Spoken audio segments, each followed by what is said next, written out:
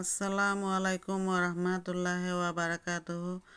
আপোনালোকৰ ওপৰত আল্লাহৰ ৰহমত, বৰকত আৰু শান্তি বৰ্ষিত হওক। আউযু বিল্লাহি মিনাশ শাইতানিৰ ৰাজিম।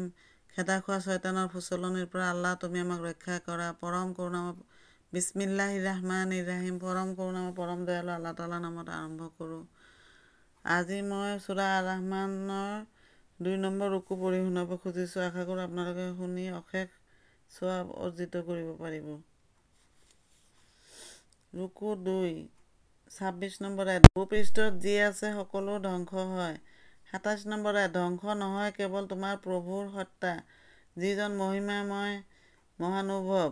28 নম্বৰ আয়াত। গতিকে হে জিন আৰু মানৱ, তোমালোকৰ প্ৰভুৰ কোনটো মহিমা তোমালোকে অস্বীকাৰ কৰা। 29 নম্বৰ আয়াত। আকাশমণ্ডল আৰু পৃথিৱীত যে আছে সেই সকলোৱে নিজ অভাৱ পূৰণৰ বাবে তেওঁৰ ওচৰত প্ৰাৰ্থনা কৰে। প্ৰতিটো মুহূৰ্ততে তেওঁ নৱ মহিমাত বিৰাজ কৰে।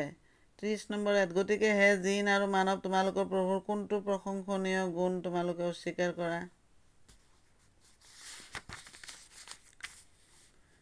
31 নম্বৰ আয়াত। হে পৃথিৱীৰ বোজা দুটা, তোমালোকৰ হিচাপ নিকাচ ল'বৰ বাবে অচিৰেই মই আজৰি হৈ ল'ম। 32 নম্বৰ আয়াত।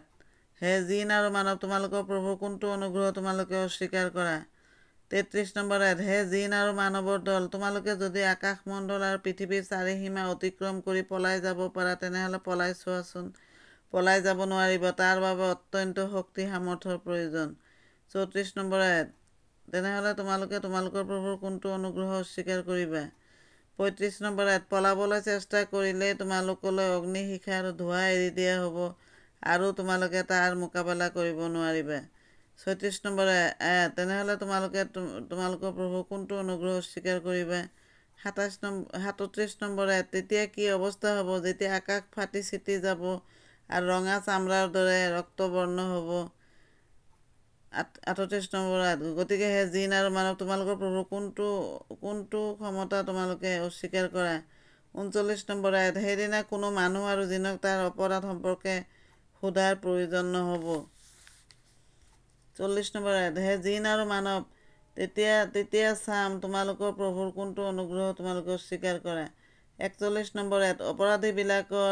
অপৰাধীবিলাকক সিহঁতৰ চেহেৰাৰ পৰাই সিহঁতক চিনি পোৱা যাব আৰু সিহঁতক আঙুলি আৰু ভৰিত ধৰি চোঁচৰাই টানি নিয়া হ'ব।